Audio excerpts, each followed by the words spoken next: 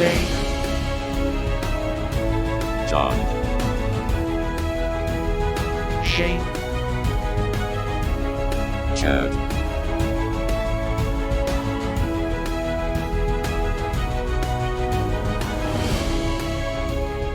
these sci-fi guys. Hello there.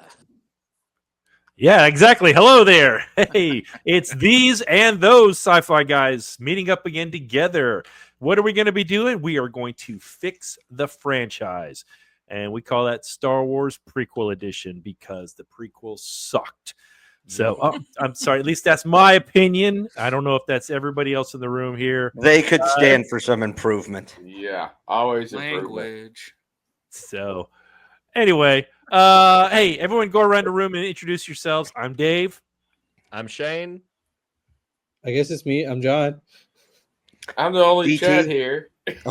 I guess we're going the other ways. And Mac, the one it's your fucking turn. it up is Mac. So there we are. Yeah, you can tell we have fun together. And you know what? Where would we be without trivia? We have trivia all the time. So we're going to have another trivia for these guys. We have already got it ready to go. I got to get on the right screen here to start. Okay. If you guys are ready, this is a very short. Let's see if you do it. All right, here we go. First question. 2, 1. Who is the most annoying character in the Star Wars universe? Oh no!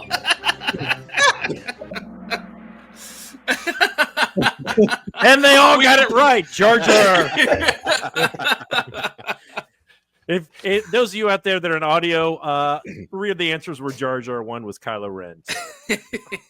That was excellent. You could have had Kylo Ren in one answer too. That's true. Actually, I didn't put Kylo Ren as the most annoying because he's not Jar Jar. Jar Jar. Well, that's out of the sky. Yeah, exactly. All right, next question. You thought. Oh, they're all the same. How am I in last? What the world? Okay. What organization builds the blockade around and attacks Naboo? Ooh, I mean, it could have been the Senate You could have if you watched it. True. Yeah. This is true. It. There we Oh, go. man. See, this is a game of Everyone's reflexes still here. close. It's very close. DT is just a little quicker than everybody else. So next question is, who does Anakin beat in the pod race? Yeah. Wow, I'm impressed. Sabula. Everybody got it right. The Bulba. Boba. All right. Here we go. We're all the same scores. And next up, what town on Tatooine did Qui-Gon Jinn find Anakin?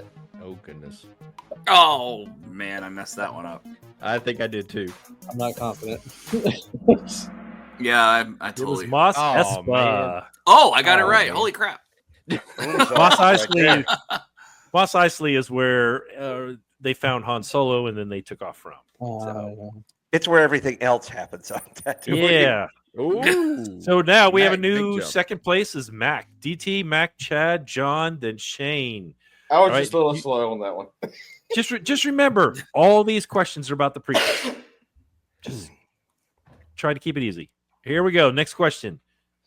How does Padme convince Boss Nass to help them fight the Trade Federation?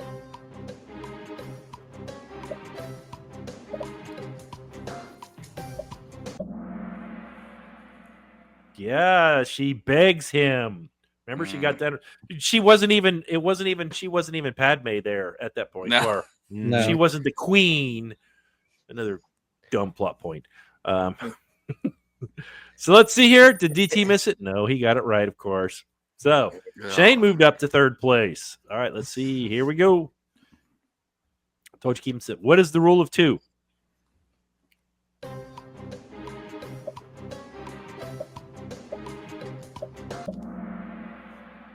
Right. I there's kind of always like the two. green answer, though. That would have been nice. A Yeah. Jedi always needs to have 2 lightsabers. Yeah. I agree. Well, Ahsoka always did. So, you know. Mhm. No, she had one lightsaber split Yeah. in two because those were mini lightsabers. Those don't count. Well, she kind of had like a dagger. She had like a regular lightsaber, and then she had her own sting. Yeah. True. Yeah, Yeah. true.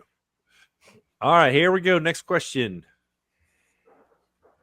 What was the name of the song that plays while Qui-Gon and Obi-Wan fight Darth Oh, Maul? I got this. Here we go. One of the best songs of history. Yes. Yeah. Duel of the Fates. Man, everybody had that one. That's because it's the only piece of sequel music that people remember. Amen Exactly. to that. All right, here we go. And question 8. Who is the Sith leader of the Separatist movement?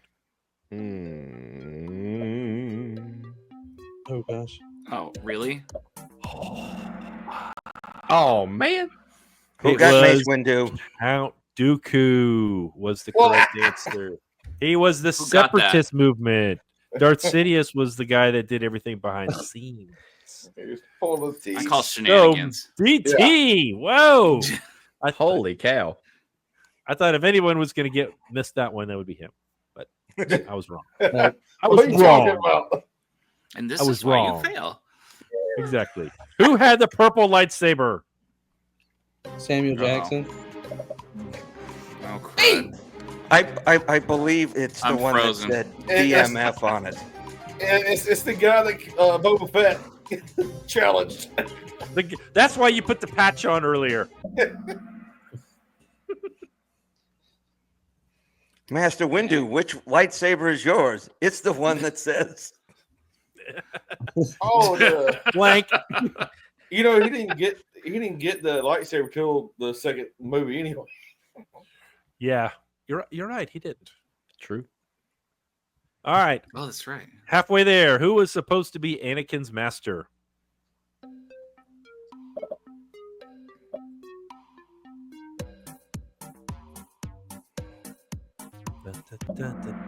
Okay. Qui-Gon Jinn was supposed to be, but he died. So Yes. anyway, That's what is- Weird Al sang. yep. You're right. You're right. I can't think of Will the be name of it. Vader. I just listened to it a couple days ago. We'll be Vader someday later, but now he's a small fry. Right. Yeah. Oh, I that's think so it's good. the saga continues. What was the name of the planet that the clones were made on? Mm. The saga continues. I think is what it was called. That might have been it. Camino. That is correct. Everybody got it right. Shane is on fire. Ooh. here we In the go. Spanish language version, it is dubbed El Camino. Oh, there you Good one. Good one. I like Wait, it. do you think that's why he named it that? For like a Maybe. reference to He probably had American an El Camino graffiti or or something. something? You know, that's I was gonna just say the like way he that. That gets seems like a roll. clear graffiti Yeah. shot. Yeah. Could be. Could be. All right. Next question. 12 of 20. Who kills Jango Fett?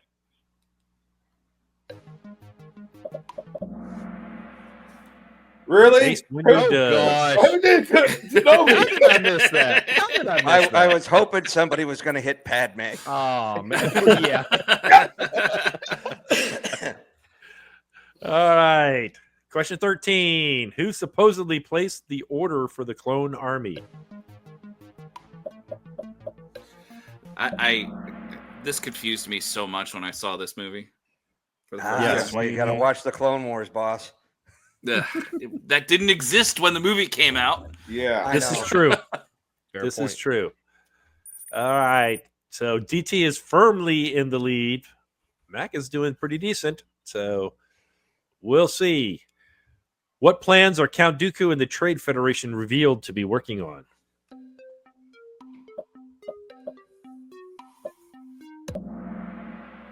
Oh, man. Plans for the Death Star. That's right. That was another stupid plot point. But It was an Easter egg in Attack of the Clones. Yeah. yes.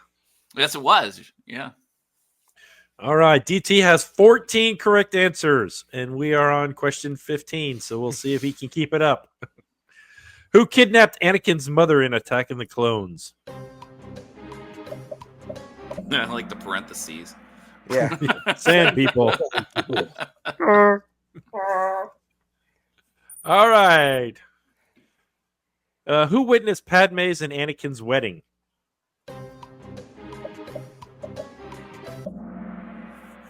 The droids. That's right. R2D2 and C3PO. That's why they had the protocol droid right. Yep. Oh yeah. Okay. Just remember, every time C-3PO yells in the original trilogy and beyond, thank the maker, he's talking about Darth Vader. Yep. Dark, man. I know, right? You're right. You're right. Oh man. Ugh. Okay. Okay. Palpatine gave the command to execute what order in Revenge of the Sith? You guys are good. You should Anybody ever been to a fast food restaurant when they call that out yet? Oh, You Yeah, should put. That's when you want to yell, do it. Do it. Do it. He did. He ordered Mountain Dew with it. Was it 65 with the Jedi? They asked for the rest of Palpatine. There was an Order 65, which was another capital attack plan. I think, Yeah. I think Wow. it was. All right. Next question. Nope. Not yet. Until I hit next again. All right. Question 18. one. How does Mace Windu die? Oh, I did this wrong.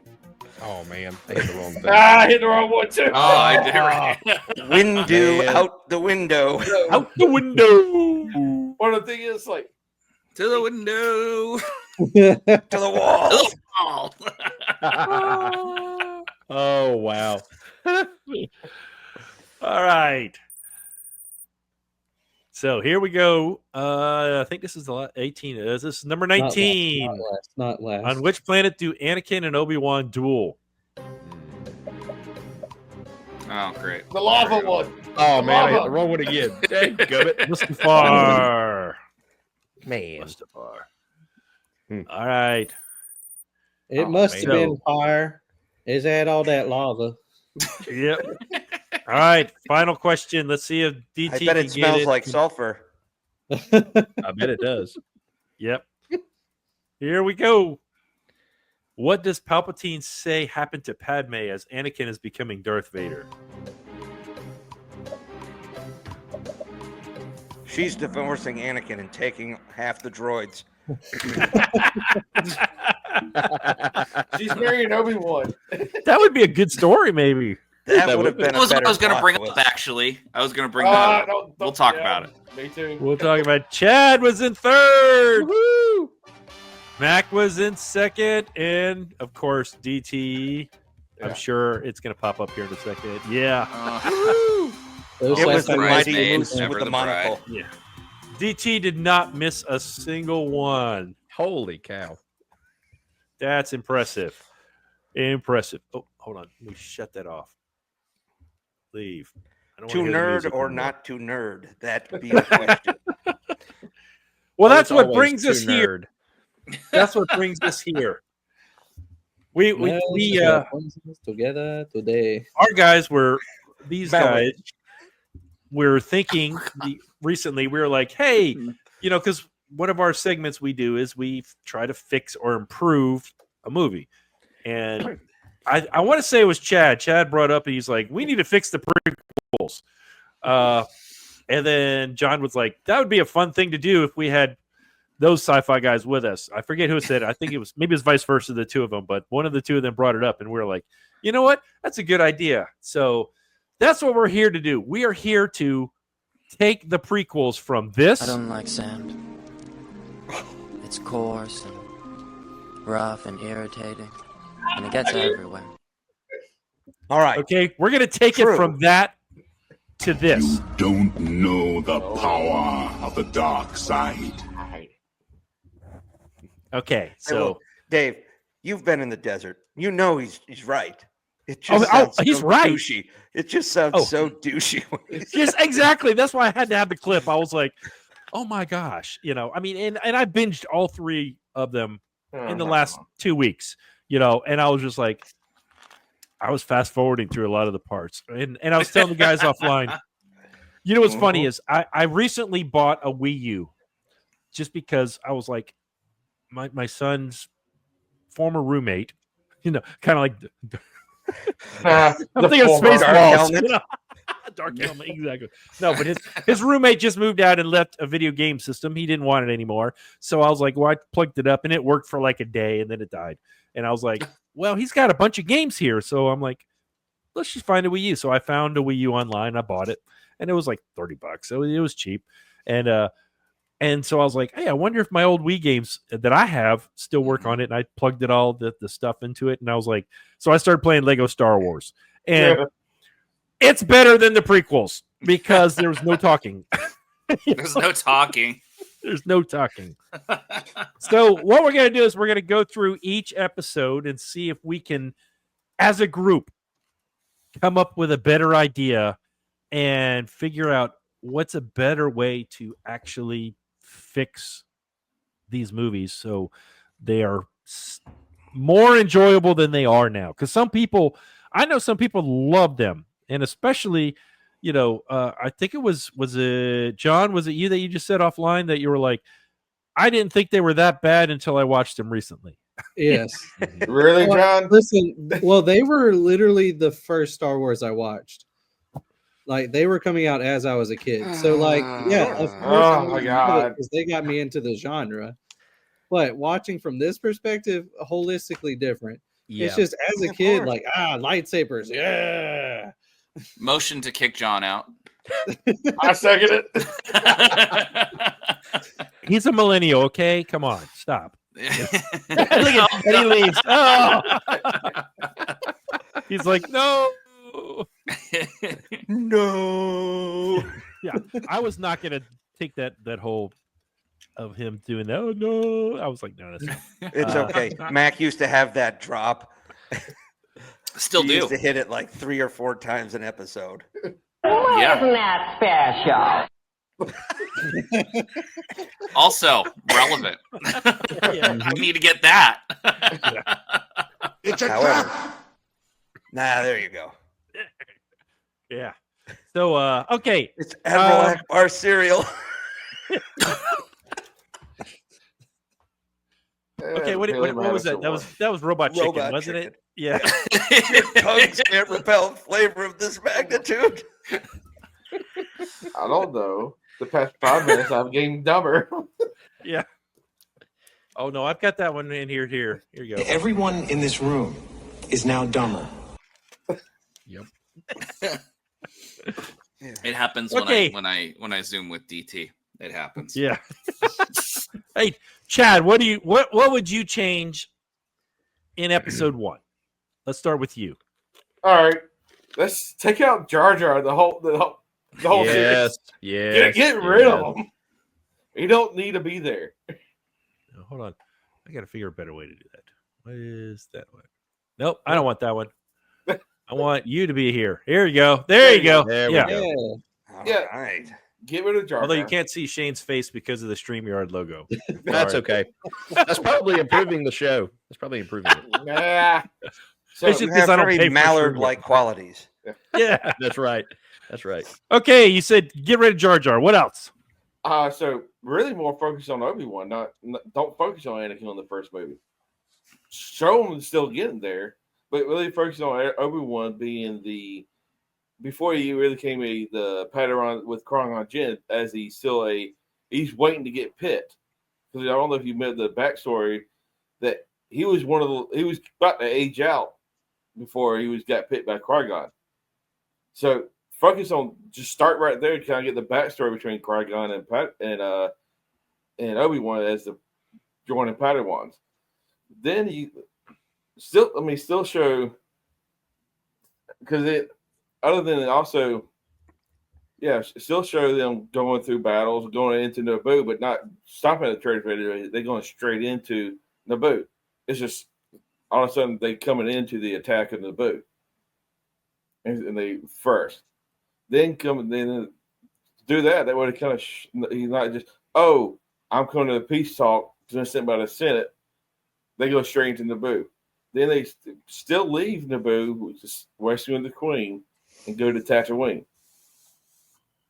And still do the instead of just the droids, and it's just you got Obi-Wan goes with Qui-Gon and Padme with Qui-Gon and says, "Hey, we don't need a handmaiden with us," but it goes still. Then they meet Anakin, still do the pod race and all that, and then they take Anakin back to Coruscant and in front of the Jedi Council, like you seen in the first one, just there. But he stays in Coruscant, learning as a Padawan while they go back to Naboo, and still have the final scenes with the Battle of Naboo. But also then after, remember Qui-Gon. This I think I got this from one of the ideas was from the Tales of the Jedi off Disney, but they're showing y'all know who Yaddle is if I say it. Yeah. So to get more back because everybody knows Yoda and Baby Yoda. Nobody knows Grogu.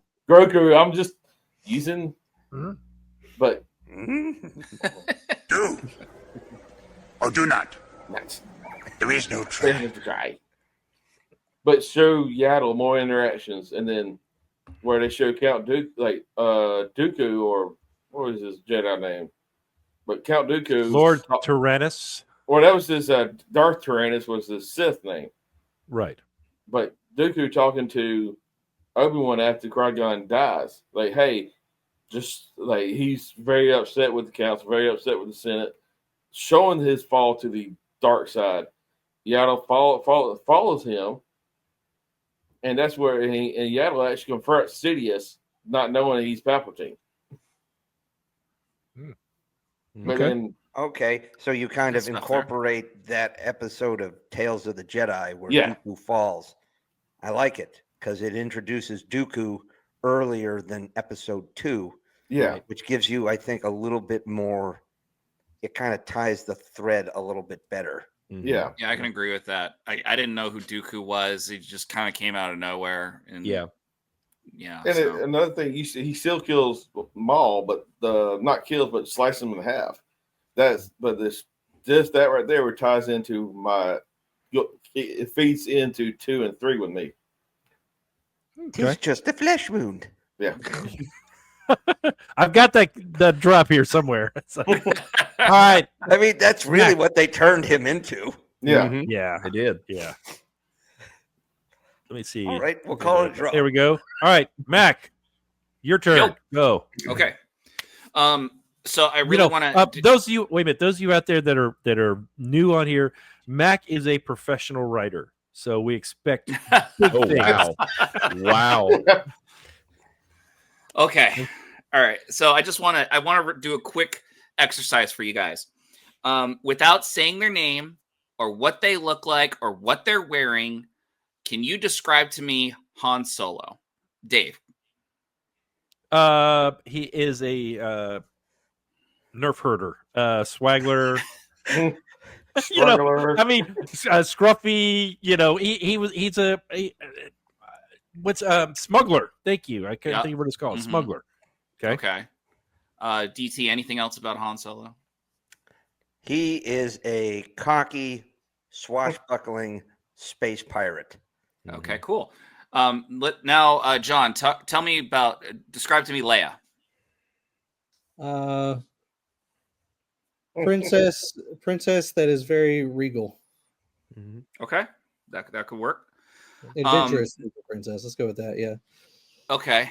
Now, Shane, describe Queen Amidala. The fake one or the real one? The Queen. Yeah. They both ended up leads of Disney movies.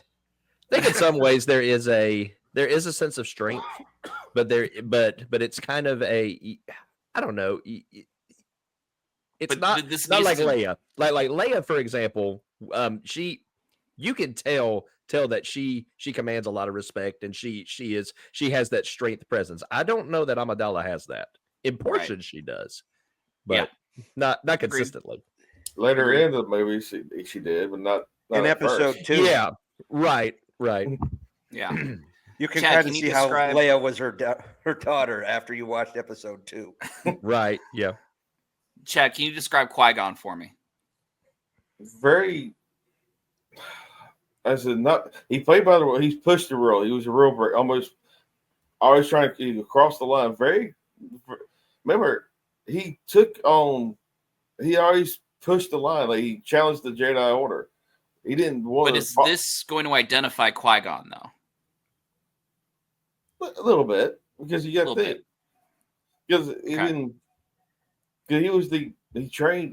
What was it? Dooku trained Qui-Gon. That's what. But the thing is, yeah, he's very historic, very noble what he's doing. But he's already questioned the order. He's got a lot of questions. He thought outside the box. Sure, but you got to take it with the context of just this movie, right? Yeah. So I bring this up because that's the difference between character development and no characters whatsoever. You just have a really hard time describing who these characters are in Phantom Menace. Now, I don't know if this movie actually has a protagonist. Like, who is this movie about? Like, it exists purely to introduce Anakin so that we see him eventually have an excuse to get into the Darth Vader suit. But he doesn't show up until 40 minutes into the movie. And so maybe it's about Obi-Wan. But no, he's barely in it because he's in, he's just complaining. He's hiding in the spaceship. Yeah. Second banana. And then Qui-Gon, he didn't really have a character arc at all. He was just, there's a disturbance. Ooh, he's the prophecy. Test this M count. And then he's like, I would like to train him. You can't. You already have a Padawan. This movie makes no sense. It tries, and ultimately, I just gotta nuke it from orbit. I already told Dave about this. There's nothing redeeming about this movie that I can actually fix. Now, my take on it would be real fast. We don't see him as a kid. We see him as a young member of the Jedi Order, some Padawan, but part of this changes the way George thought about the Jedi. The Jedi are allowed to have emotions. They're allowed to have aspirations. He's an up and comer in the Starfighter, league or whatnot as a pilot. Really wants to make a name for himself. Turns out there's an attack over on Naboo, and they're the closest fighting organization that's running drills, right?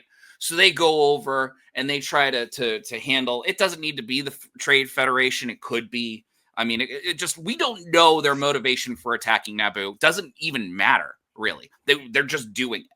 All right, we don't even need to go as high as that. And then they go down.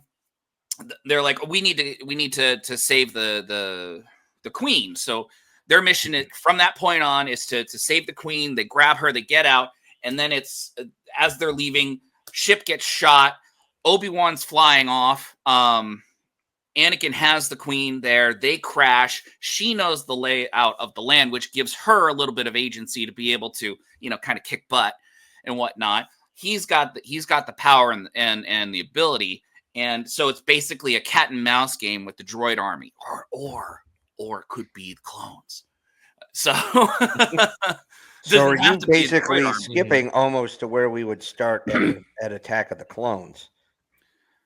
More or less, yeah. I mean, this is a complete rewrite. Yeah, gotcha. So just trying to piece it together. And so after that, or that could have been,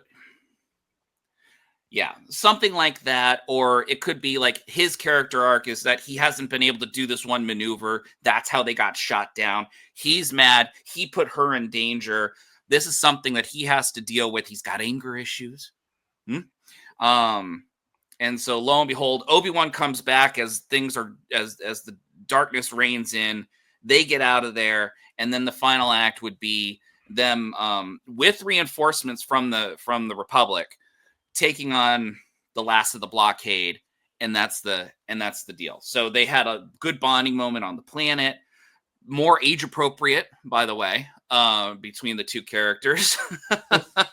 But that kind of stress would facilitate a bonding moment for them that would last through the next 3 movies. So that's my take. I mean, we're very good take, but then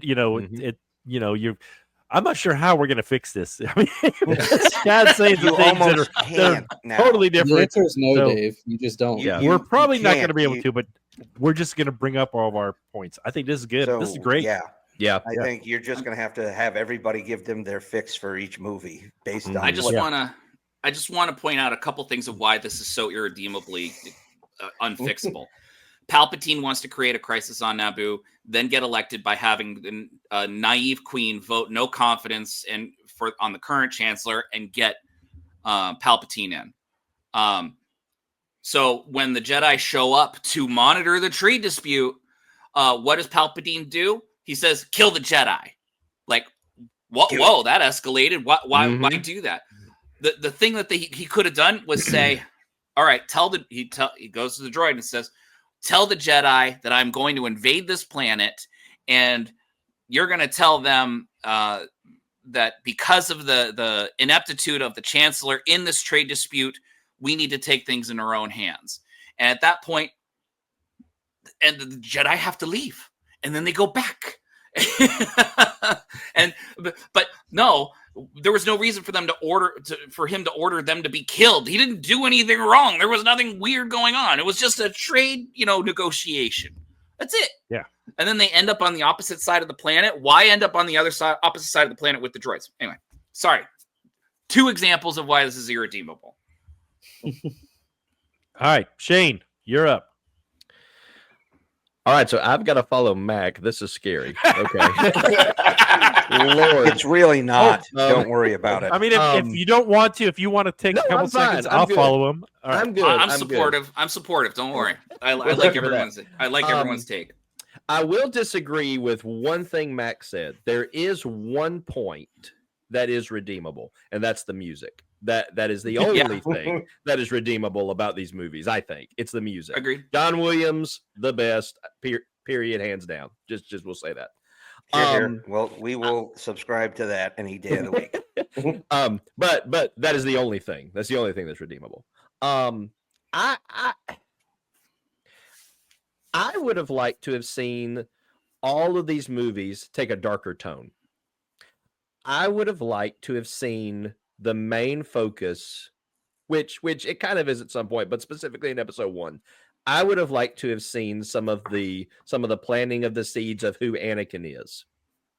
What I mean by that is basically like how it depicts Anakin is just he's just boy's child. He's got a lot of traits. He's really good at a lot of things, but it doesn't really get into like some of the things that we start seeing in episode 2 and episode 3, where it talks about the anger and the things that he is struggling with as he's kind of going through these emotions. I would have liked to have seen some of that. I would have liked to have seen some of those seeds planted so that we kind of see, like Max said, the character arc. How do we get from this point to this point? And I think that there were some things in here that really could have shown some of the early seeds of Anakin's anger and his frustration and struggle. For example, there really was not much of a reaction when Qui-Gon died from Anakin that I remember. But to me, this is the guy who kind of picked you out of nothing, is going to train you to be a Jedi, which was going to be your dream, and he gets killed, and you're like, oh, okay, well, I mean, this guy will train me instead. There's no reaction. There's no frustration. There's no. So is she showing sociopathic tendencies? Yeah, kind of. But it doesn't. It just doesn't give that character arc, I think. Sure. But I would have liked to have seen more of that. I agree with Chad. Take Jar Jar out completely. I think some of the comic relief could have really been brought down. I also would have liked to have seen a little bit more. We did see some of it with Palpatine, how he was manipulating things behind the scenes. I would have liked to have seen a little more of that honestly. Matter of fact, it even one of the best things actually that hints at who Palpatine is going to be is actually if you think about the final scene when it's the parade, okay? When you really listen to the music of the parade, it has some of Palpatine's theme in the parade music. So it is actually hinting at who he's going to be and what he does. You know, Palpatine was actually a family from Naboo, not it was weird. Right. So right. But just overall, I just think a darker tone and really focusing on what Anakin could become, I guess is how I would do it, starting in episode 1. You mean those 2 scenes of mass murder he was involved in wasn't enough for you? Right. Well, that wasn't in the first movie. That's true. That's true. It's true. In the first sure, movie, we could have him killing small animals and shit in the first movie. Well, he could do that. You're right. You're right. There's something in there. All right. So if that's where you're gonna end it at, is that good, Shane? You want to keep going, or no? I'm All good. All right, DT, you go ahead. I thought I was episode 3. We're doing all of them. Them all. We're doing them Oh, all. so that's it. We're just doing them all. Yeah. Am I well, the while only you're one who thinking did the about reading? it, let John go. No, you told me that I was supposed to do episode 3. Yeah, Mac, I think misread the. We were going to do a question about each movie originally, and then we kind of just dropped that because we were like, it's going to take way too long to do that. You've got really the best thing to do is streamline the Phantom Menace. You can pull the correct parts out of it, right? Cut the Gungan part out of it. Okay, it's a little much. All right. I mean, if you want to like split it off where there's like I don't know, the Gungans were too much of a caricature, so you could do it where it's like, you have the upper and lower class of Naboo, I'll keep it human and less racist, I guess. If you really need to have that kind of level of support of like unifying the planet in order to defend itself, but you got to streamline it, right? The pod racing scene, while it was cool, it really didn't do much for the pushing the plot along, aside from maybe highlighting a little of what Anakin's skills are. And yeah, okay, maybe if you're going to keep all of this in place, then you need to age it up a little, I think. Maybe making Anakin 10 years old, maybe 11 or 12. That's when you're talking, oh, he's too old. He was 8. Yeah. I mean, you age him up a little. I didn't like that the fact they have to train them so young, like make it a puberty thing, or it definitely makes it a little creepier with the Jedi. So you age him up a little, and then he's a little closer in the age to Padme, and maybe you ditch the whole Queen in disguise shit, which kind of got a little confusing after a while. Yep. I mean, Leia never disguised who Leia was, just more of what she did. The dual lives of being an Imperial senator and still a member of the Rebel Alliance. So I think they tried to go a little too much with that. So you streamline that, right? You can put it to a situation where it's not just like Qui-Gon and Obi-Wan showing up to try to defuse it. You send like a Jedi consular ship, with like a group of Jedi, and you want to heighten it. And Qui-Gon and Obi-Wan are like the only survivors of whatever, like a group of 10 Jedi and like maybe a bunch of Republic officials and that's how it really gets kicked off, right? It's an ambush designed to kick off a wider conflict. And Naboo, which of course, Palpatine being from Naboo, what you really need to see is like him in the Senate, like hammering on the Senate, this is my home. We're being, oppressed and, for no good reason, because they kind of just leave him off to the side. And he like communicates with them a little. And then all of a sudden, this guy from this kind of backwater planet ends up as the chancellor. If you see him and like him and Padme before the Senate, kind of thundering and raising. And then you have other small worlds kind of like saying, hey, we're tired of being stepped on. And you get this kind of you see the swell in the Senate. If you're going to play this thing, do it right. Okay. You got to sink your teeth in it, streamline the other crap. you can cut down the Tatooine stuff by, yeah, okay, it's a little bit of a leftover, and then maybe having, rather than the pod racing bullshit, then you have Anakin somehow help them elude the Sith assassins that are after them. You know, that way, he shows them like secret underground tunnels, whatever, uses some of his technical know-how to like cause like some traps to blow up. You use it, like you give it a little more agency than having, you know, this supposed wise guy putting an 8-year-old in a death race. Again, doesn't really look good for Jedi and children, right? Well, you think Lucas probably got it from the history from the Spartans, getting from training them at a young age? There's a lot of Roman stuff influenced. I get it. There is. It just, if you're supposed to like really like the Jedi, it's a little hard at times when you look at it, right? Yeah. But you also, Shane said make it darker. Max said you've got to give it more agency, and there's the agency, right? They've pulled the queen off. She needs to go and voice to the Republic, and now you have the Republic and the Jedi saying, all right, we've got to go and kind of break this up. Yeah, the no standing army shit, but you have the Jedi show up. You have some of these other worlds that supported Palpatine and whatnot, and you get this more of a ragtag Navy showing up, almost like a rebel alliance to break the blockade. And this really elevates Palpatine to power because now he's got legit backing behind him, right?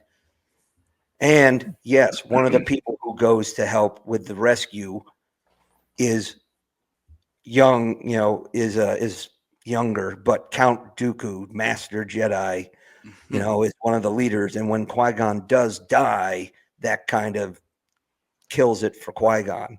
That's good. I like that. For Dooku. And then on Naboo, like after, Qui-Gon's funeral, when you find out that Dooku is in league with Sidious, that's when you can drop the Yaddle piece in there if you really want to kind of tie that in. And now that's after Qui-Gon's funeral, you're tying it up. Yaddle's dead. There's mystery around her death that kind of lingers into, the end of episode 1. And that's where it's set up, right? You got a 10 or 11-year-old Anakin going to train at the Jedi Temple, having bonded with a 12, 13-year-old Padme, again, closer in age, him maybe helping her, during the escape from the Sith assassins. Again, there's still some framework of episode 1, but now you've streamlined it, you've added some real risk to it, and you get the seeds of what's coming. Maybe one of the planets that Palpatine wins to his size is Mandalore, which starts to set the stage for, one, bring the Mandalorians more into the movies, because that would just, I think, make it a little better, and then thus make things make a little more sense with all the Mandalorian side quests that become and all the subsequent TV shows. You give them a little bit more to do as a heavy lifter, and then it makes a little more sense to have somebody like Jango Fett and the Mandalorians be the basis for the clone army in Attack of the Clones, right? That's the next step. Now you're setting the seeds of the war, or the battle for Naboo continues, because now there's a schism in the Republic between some of these that supported Palpatine and his rise to power in the Republic. And then you have people who think, okay, maybe it's getting a little too militaristic. And that's where you start seeing the schism, and Dooku splits off, and those become the separatists, right? It grows out of this conflict in a lot more clear fashion. Like Dooku becomes allied essentially with the people who killed, he believes, may have killed his apprentice, all that. So there's a lot of twists there. Well, why is Dooku in league with these people? They were one of the reasons why Qui-Gon died. And, we still don't have answers as to what happened to Master Yaddle, right? Then now you're bleeding, and it skips forward a few years. The tension's rising. Planets are choosing sides. And that's when you get to the Separatist crisis in Attack of the Clones. You now have the Mandalorians more heavily involved, pressing it even as a pseudo-independent world that they kind of are in Star Wars. But now you're like, hey, isn't it a little funny that these Mandalorians who, supported Palpatine's rise, now an entire army's being based off of them. All right, but still kind of similar. You bring the clone army in, again, you get a little bit of that mystery. I still like the clone army ending up on the side of the Jedi, but you start seeing like a little bit of that come into play a little earlier. You could have the Geonosis side quest. You just don't need all the extra hop, skips, and a jump, except you get Anakin being pulled to Tatooine. Mm-hmm. Or actually not Tatooine. Screw that. It just gets out of there, right? Anakin's mother somehow ends up in the hands of the Separatists. Why? Because he's the rising star, and Sidious is trying to play this kid. That's good. So I like that. She becomes a pawn, and that makes it tie better together. So now Anakin has a true reason to really hate the Separatists, right? It becomes a mission of rescue, and then that's what brings them to Geonosis, is to find her. Obi-Wan is still trying to figure out the mystery. They end up there separately because he's followed. Again, you can do the whole Jango Fett piece. That had enough interest in there, how you got Boba Fett and whatnot. You just have to, I think, involve them a little bit more. Padme, of course, is still a target of assassination because she's like a voice of reason. And Palpatine doesn't like that. We're already in Attack of the Clones, man. Well, Dave didn't do his thing.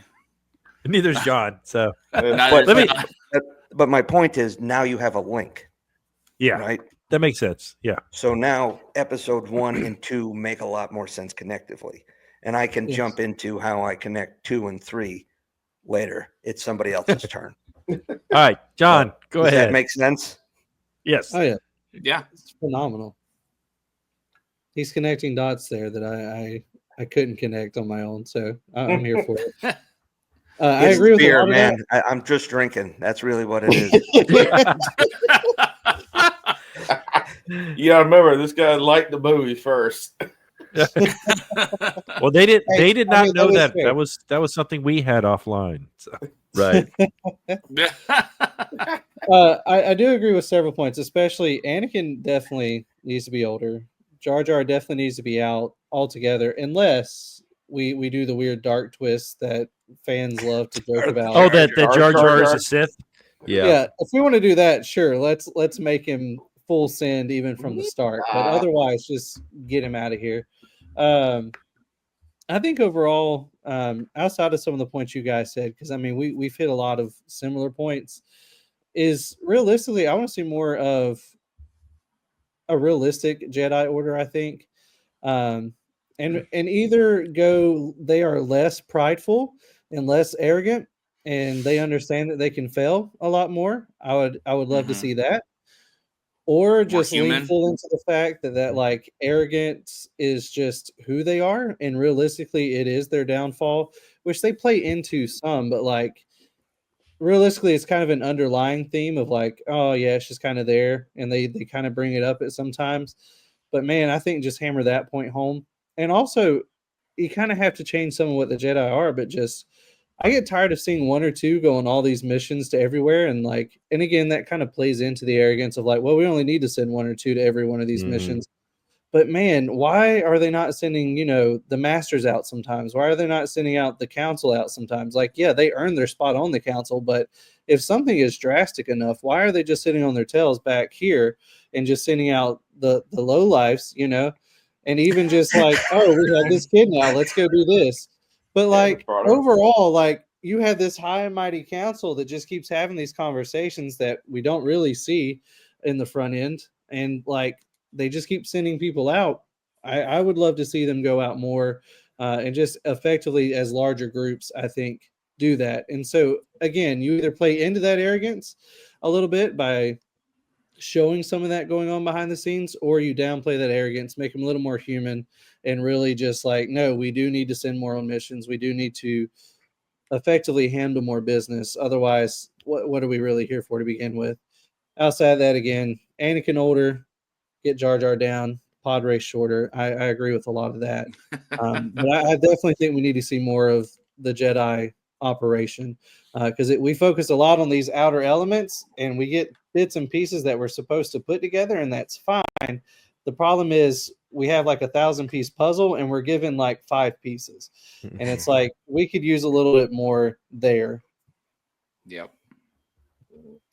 Can I just say one thing? Yeah, real fast? Go ahead. John, you reminded me of the pod race shorter. I was blown away by this movie the first time I saw it, and I decided it would be a good idea to take my girlfriend at the time. Not a good idea.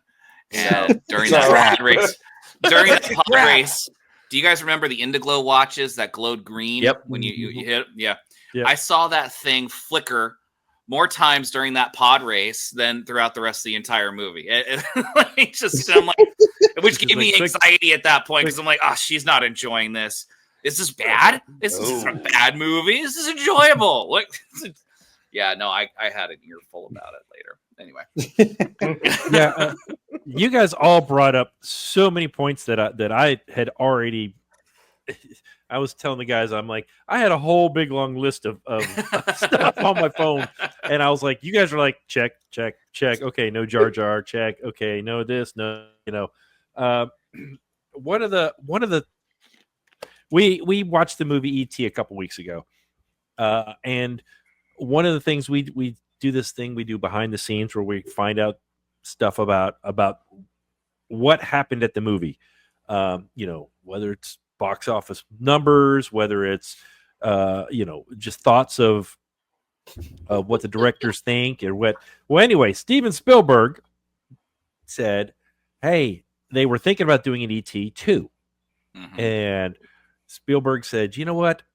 I don't need to make a sequel because it's great as it is. I shouldn't mess with it. Mm-hmm. Yep. I don't want to take away from the purity of that. George Lucas, on the other hand, did not do that with the prequels.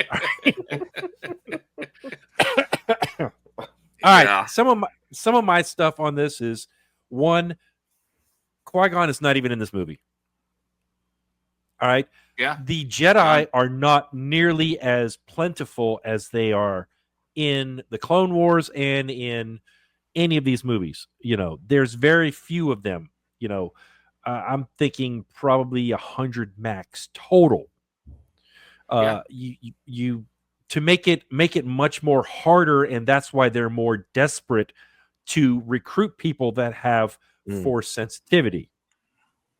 Anakin is a teenager, way past the age of when they want to do what they want. You know what I'm saying? Way past the age of when they want to get them in and start training them. But they're so desperate because they don't have enough people to go around. Obi-Wan goes there for the blockade by himself and just talks. And they're like, nope, we're just blockading them because of XYZ. There's no force that actually goes down to invade the army because that's going to come in later. The information they're getting is not from Darth Sidious. It is from Dooku. You don't know anything about Sidious at all until much later, because the rule of 2 does not exist in my world. They can have more than 2. Ever.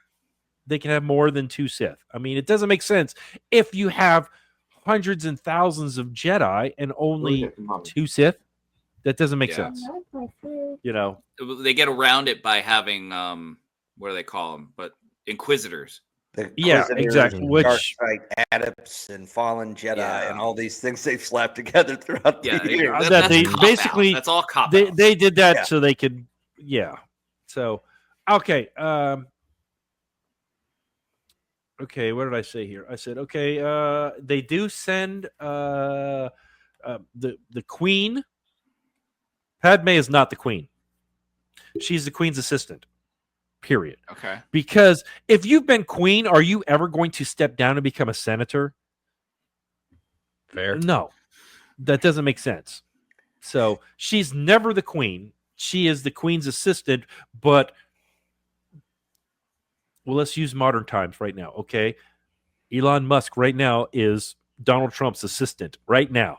And he's basically saying, go do this with Doge and all this other stuff. Take care of it. And the queen is going to do the same thing with Padme. Take care of it. I give you the authority to take care of this. So she goes, she's there, and then it'll be the same thing. Ship gets broke, but it's only Obi-Wan. He's the only one there. And with there'll Padme. be with Padme. It'll be Obi-Wan, Padme, and they meet Anakin. Here's where it's going to go real dark. Okay. Oh. Anakin's mother was raped, and he is the result. And the person that did it was someone with a lightsaber. I won't say who because I don't know who. We don't know who. Ooh, but that's where the hate. Then she reacts to seeing Obi-Wan and all this, and then Anakin's feeding off of that and just starting to, is this something I really want to do and all that? We'll have a pod race. Let it be short, but let Anakin use actual force to pull a piece back or something, or even better, have Obi-Wan kind of cheat and help with the force to win the race. Because remember, Obi-Wan is not a Padawan, but this is his first solo mission by himself. All right. Obviously, there is no R2-D2 or C-3PO because I'm sorry, there's no way a kid can make a protocol droid that will look exactly like everybody else's. No. Well, they're kits. They come in kits. Order them from Galactic Zon. Yeah. 2-day I'm not a delivery. big Timu. Batteries not included. That's what we got in Phantom Menace was Timu C-3PO. Yeah, exactly. I'm not a big fan of the council and all that other stuff, but I do think what they should change, because, like you said earlier, I think it was you, Mac. Okay, Naboo is being blockaded, and now, okay, we're going to get a new Grand Chancellor, and it's from Naboo. That makes no sense, No. I was actually saying, okay, like they'll say, the Grand Chancellor will say there's nothing they can do right now. They have to have meetings and discussions about it. Kind of like you hear with everything else, meetings and discussions. Senator Organa from Alderaan calls for an impeachment. So to get him involved early on, and then he realizes his mistake later on. The vote is taken for another. Ooh. Yeah. And then the vote is taken, another Senator Palpatine, who is not from Naboo, he's from Kuwait or Kuwait or one of the other. Sorry, Kuwait. He's from Kuwait, so he's got lots of oil money. Nice. Please, my friend, vote for me. Yes. Yeah. Okay. Borat. Yeah, Borat. Darth Maul is sent. He is an assassin. He is Count Dooku's apprentice, and there is a huge lightsaber battle, like just similar to what they had. Obi-Wan has to use some dark side force to severely injure Darth Maul, and then Darth Maul escapes. So we will see him more later, because there was way too much of a buildup for him to be killed as quickly as he was, and to be in the movie as short as he was. I know. That was a wasted character. Yeah. In the worst way. But Obi-Wan does meet up with and Anakin was there and witnessed the whole thing. So Obi-Wan does say, he's like, hey, what is it? Obi-Wan explains to Anakin that the dark side is not the proper way to defeat an opponent. So Anakin's already seeing, but there's power. You were able to almost defeat him, using the dark side. So, you know what I'm saying? Placing the seeds of doubt already in his mind early, you know. And then we're going to go to episode 2. So, does anyone want to jump in? I think DT already started. You want to finish it? Well, I mean, I'm kind of halfway through the movie. Yeah.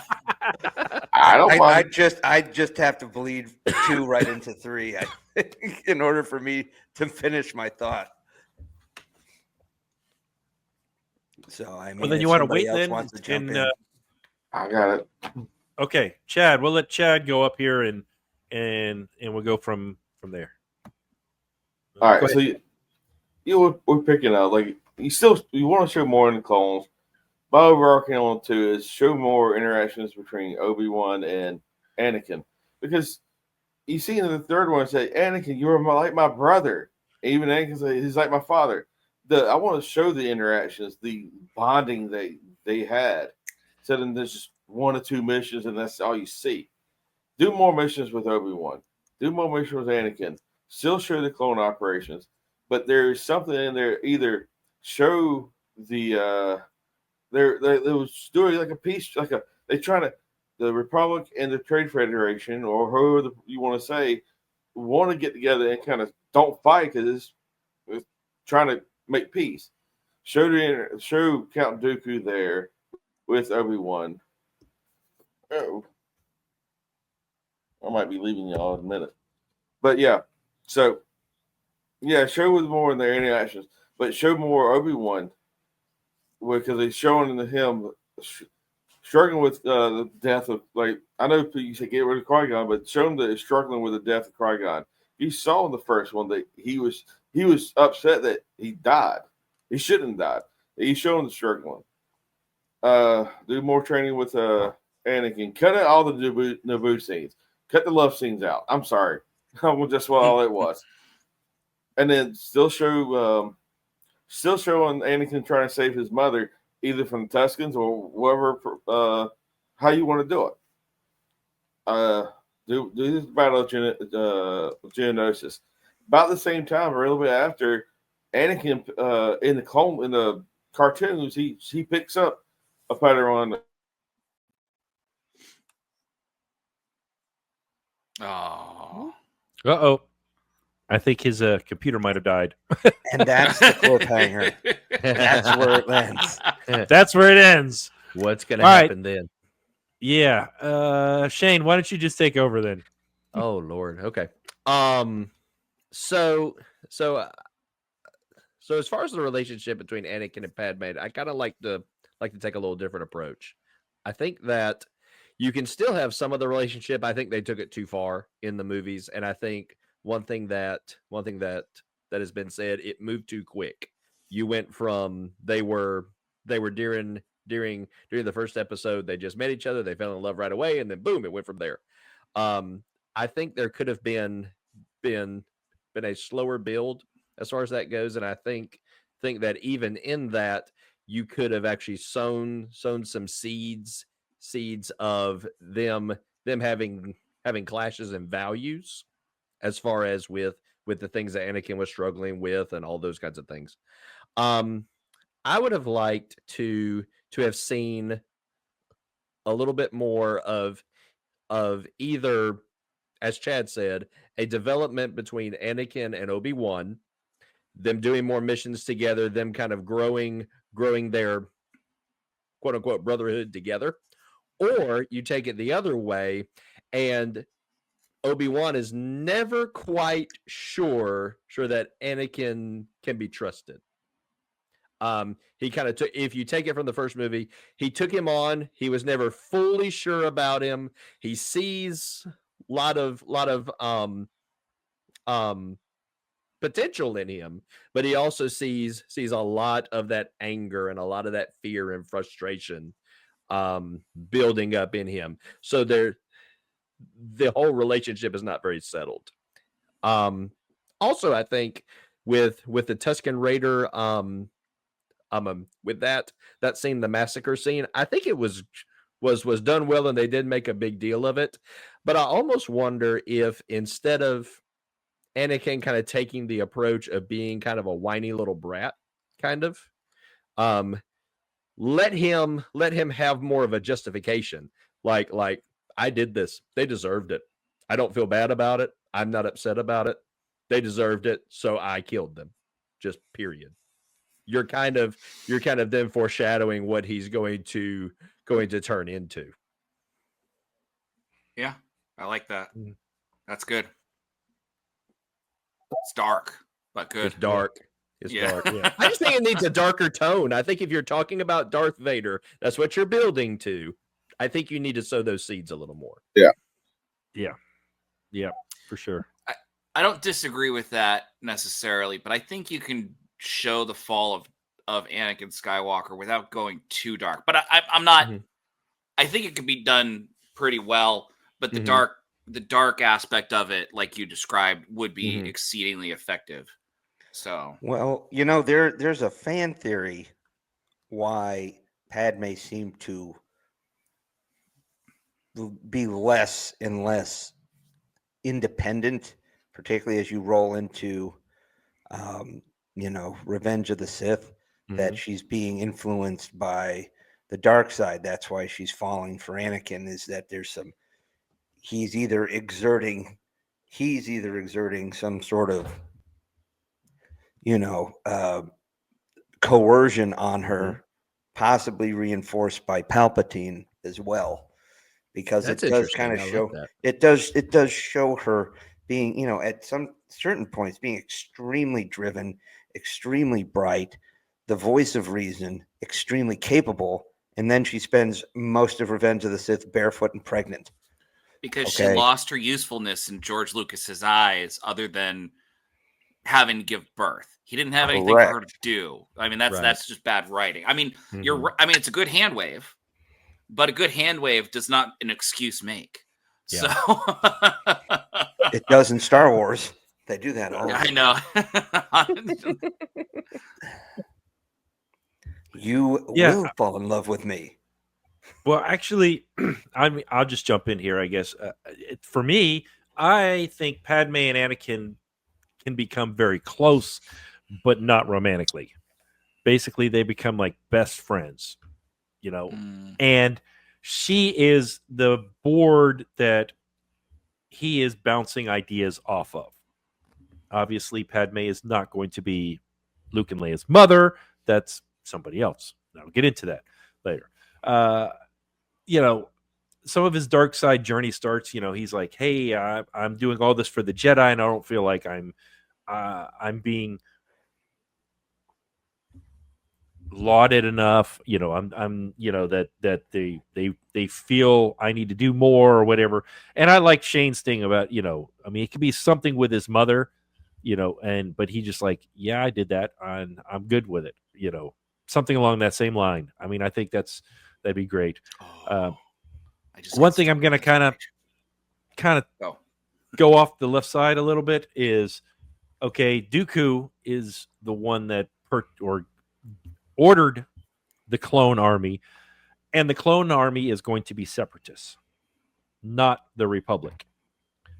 I know that would kill the entire Clone Wars series, but it's just an idea. It's an idea. Sure. You're fixing the movie. You're not fixing the franchise.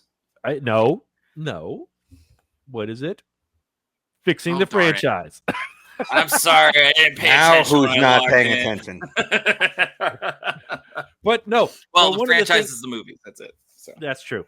I mean, but one of the things that it always bugged me is that, especially after watching Clone Wars, Obi-Wan said, hey, because Luke asked the question, did my father fight in the Clone Wars?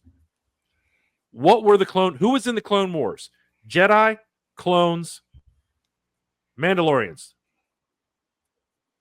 That's basically it. And a bunch of robots. Yeah. So either your dad was a clone, not going to happen. Your dad was a Jedi, maybe, or your dad was a Mandalorian. You know what I'm saying? They needed to have regular people in the battles. Everyday people that are fighting against the clones, or have a smaller group of clones, not nearly as many, and you had regular people fighting with them against the Separatists. Then, if you wanted to go that route, but there didn't need to be as many clones, and you needed to have regular people. So when someone's like, "Hey, your dad was in the Clone Wars," it would be more believable than, hey, I could just Google, hey, who was in the Clone Wars? Okay. Oh, my dad was in the Clone Wars. Okay. It was, okay. So he was a Jedi, or he was a clone, or he was, that's kind of. And I think that was the original plan in Legends, that the clones were the bad guys in Legends. No, they kind of alluded to it before the prequels came out in the Thrawn. Yeah, they were. It would depend on. It depended on who, because when I've read all the Legends books, it depends on which. I want to say bounty hunter, but which bounty hunter, I guess, is the best way to say it. Train them. Certain ones got trained by certain people, and they had certain tendencies. Right. There was also certain cloning techniques that they have talked about. Yeah, and then of course there was also a genetic defect in them where they could not have children, and over a certain amount of time, that defect would make them die. So, Karen Traviss, when she designed it and started writing those books, she had the whole story built out very well. So, but never got to finish the last book. So kind of left it on there. All right, somebody else. Episode 2. Chad, did you want to finish up? Yeah. Like I said, still is about geonosis. At the same time, Anakin picks up Ahsoka as a on land. That way, you're not. Fits the franchise.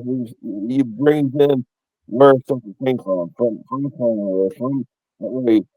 If somebody new is watching this series, they know who she is, not that who's Ahsoka. And then still showing everyone on the Mandalorian helping them out in the conflict. And I think, because he falls in love with somebody in Mandalorian. Okay, your mic is really hard to understand. I don't know why, but yeah, I meant to say the same thing. I wanted to see Ahsoka in episode 2. Anakin gets his Jedi knighthood, and he gets her as an apprentice. He's not a master, but he still gets an apprentice. And the thing is, my whole thing actually too is show the conflict within everyone, and how showing that conflict is more seeing the interest in everyone, and not Anakin percent. That way, he's bonding that he's actually feeling Anakin, not everyone, and he's thinking everyone can get turned. Because then that would lead to you leave it at where he's coming from the Mandalorian conflict, and that's where you were going back to too, me. Okay. All right. Someone else? John, are you froze up? Nope. Listen, just because I disassociate to listen does not mean. Well, I didn't know because you were just like. I'm there 90% of the time, Dave. That's how this rolls. But honestly, I think my main 2 for number 2 are make everyone a little bit smarter. Just because, I don't know. Yeah. Again, Jedi's making certain decisions, but also Obi-Wan kind of getting led through the clues in the film. I would have liked to seen him be maybe even more force sensitive at that point and just understanding oh no, danger, something's wrong, because it kind of lends that with the clones, but again, I don't think it leaned heavily enough on that.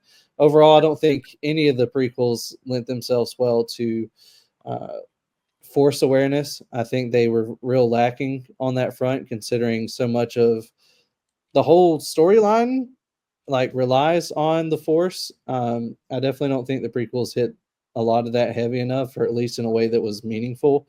And again, I would have liked to have seen a lot in terms of smartness, battle wits. Again, a lot of the times it seems like people who should be way stronger just weren't, including Yoda himself. Going back to the smartness thing, this is the one I was thinking of originally and got lost in the brain a little bit on the front end. Sending Anakin off with Padme to begin with, it doesn't make sense. I think if we're going to go that route and their whole romance, I think we either need to make it like a teen summer flick and just call it a day, or we just come back and actually, like you said, almost make them more friends on the front end, or make them go through something that then brings them back closer. Because when they re-meet up, it's like, oh, you're older. Oh, you're older too. Wow, great. Like I think we could use a little more just backdrop to that whole story. So I think make everyone smarter, add a little more backdrop, and then again, the people who should be fighting hard and are really good at fighting should be really good at fighting, not a lot of what we see, because I think we make a lot of really strong people weak in that second film. Yeah, and into the third film. Has anybody got anything else before we go on to the third film? Mac, did you get yours? No, not yet. Go ahead, Mac. So going into building off of what I did with my take on Phantom Menace, I like the idea of whose idea was it that Shmi Skywalker would be kidnapped? Me. That was a good idea. I'm gonna steal it. So here's the thing. So at this point, it's very well established that Anakin and Padme have a relationship. It's clear. It's not taboo. Not in my world. Obi-Wan is very happy for them and very supportive. You know, he's like their closest friend. And then you can have like everything happen the opposite. You know how Obi-Wan goes to Kamino? Make it so that Anakin goes to free his mother who was kidnapped by himself. He leaves Padme home. Obi-Wan's looking after her, but then she's got business with because she's a senator. Her business falls in with like the finance committee. Like, where's all this money going for this Kamino project?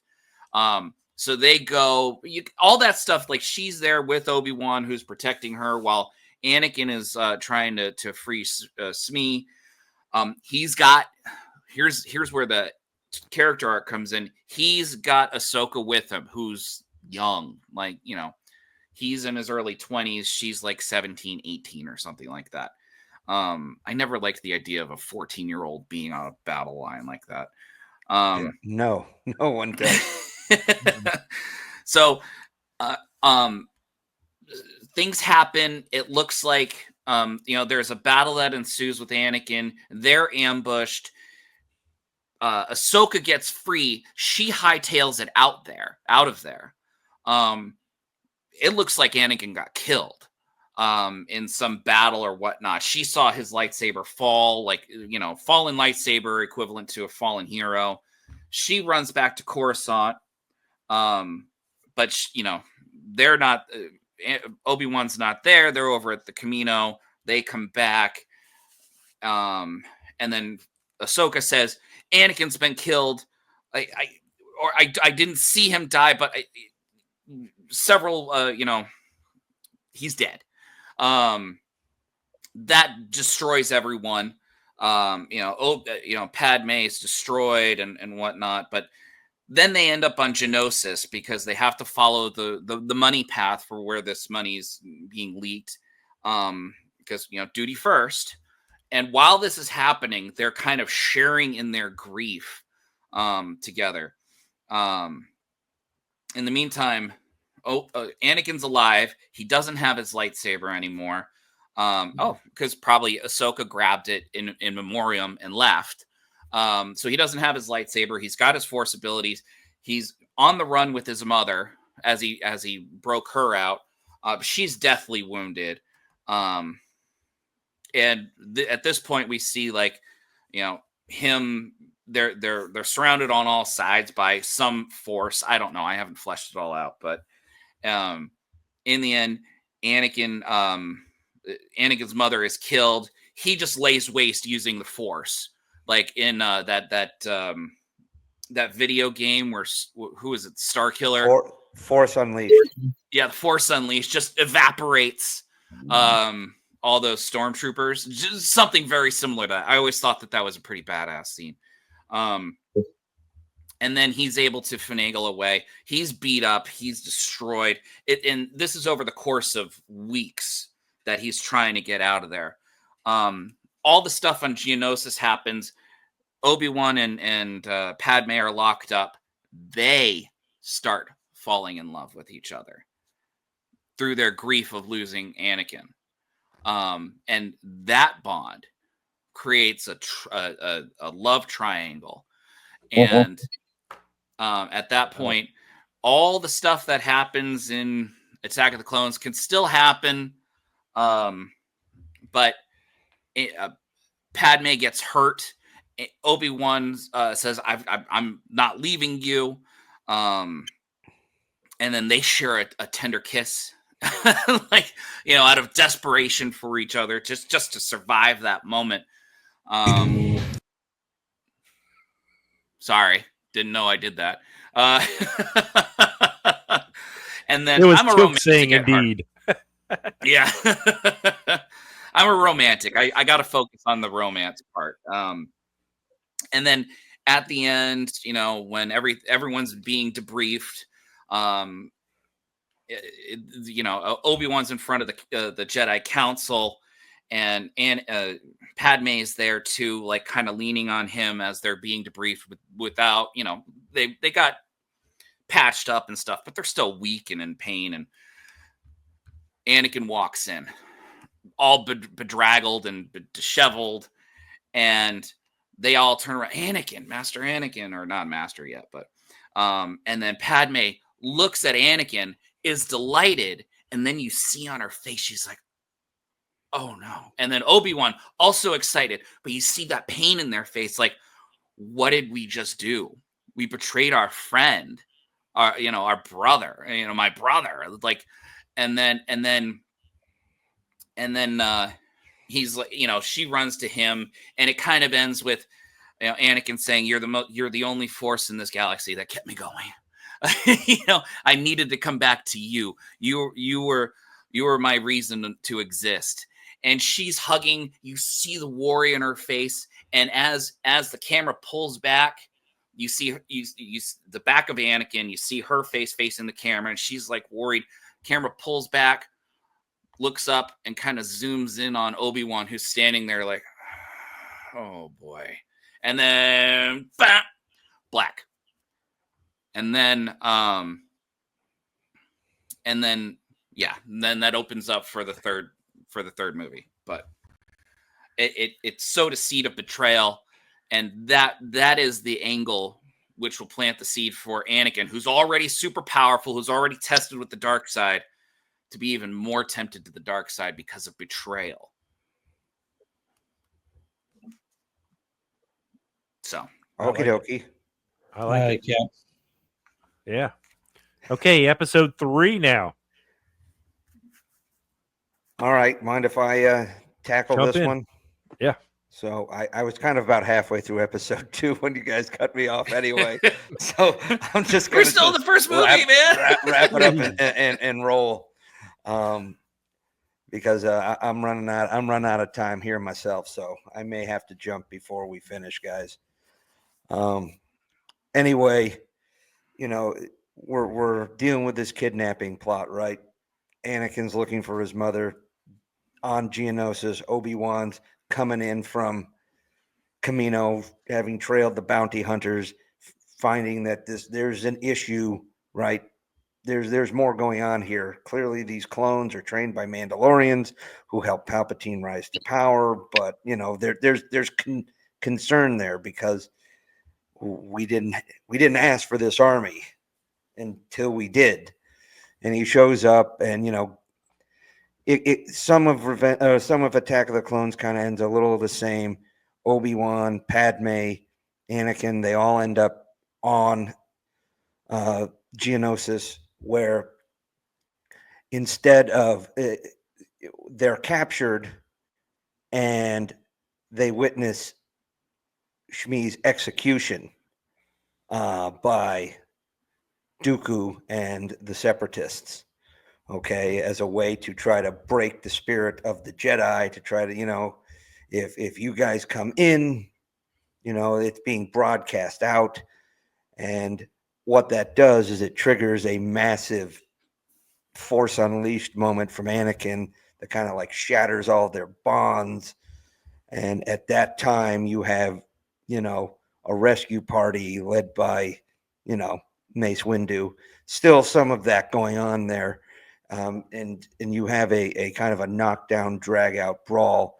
You've got Mandalorians who seem to be on both sides. You have it's just a melee free for all. Jedi are in there just slicing and dicing. You do lose Jango Fett.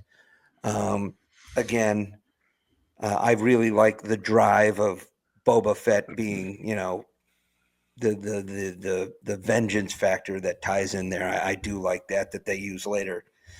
And at this time, you do have, and it's a little bit more desperate because of, the situation has been tense far longer. The Jedi are spread out more.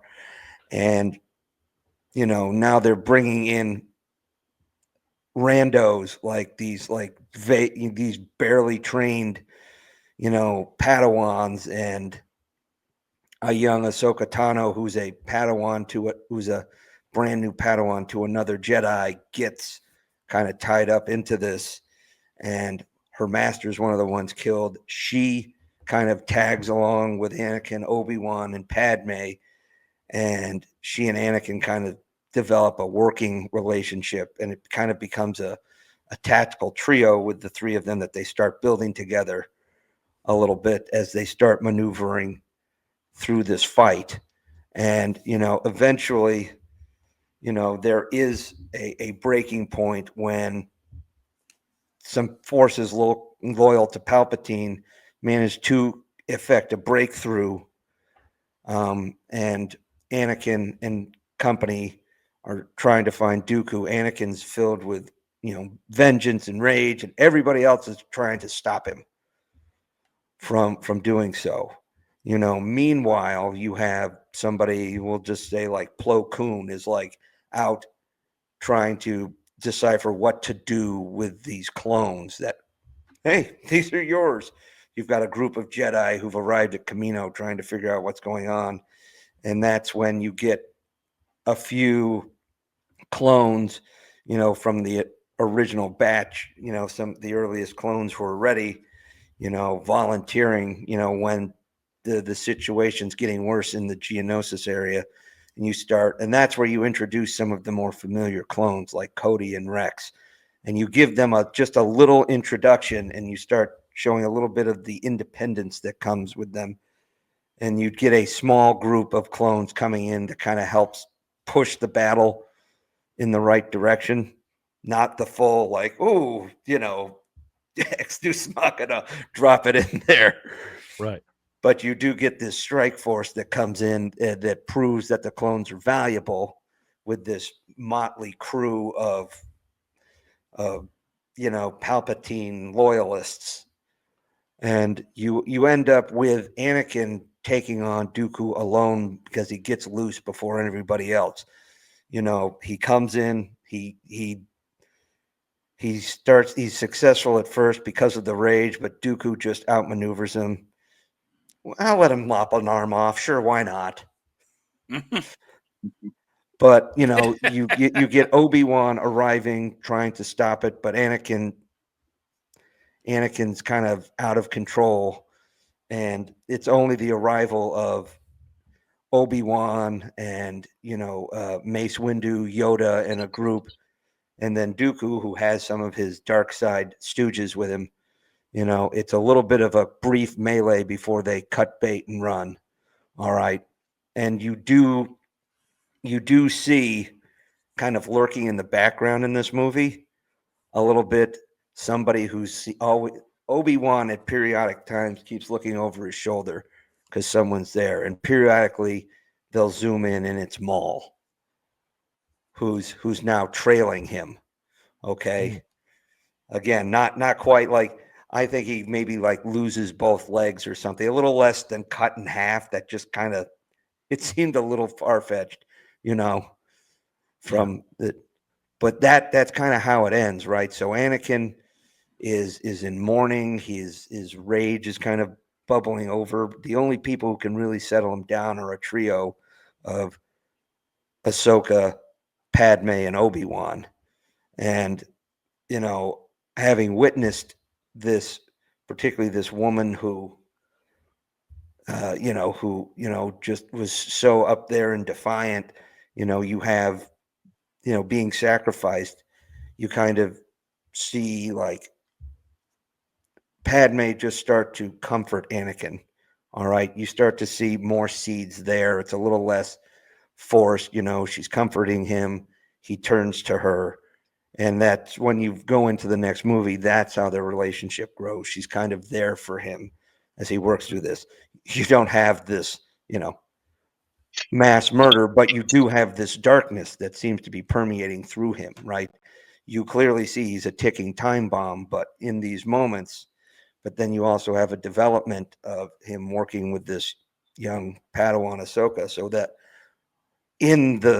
when it bleeds into episode 3, the Clone Wars are in full effect, and rather than see the stupid rescue the Chancellor mission, you're now out in one of the, you're following battles of the Clone Wars for like the first 35, 40 minutes of the movie, right? Yeah, I like that a lot better. You're leapfrogging through campaigns.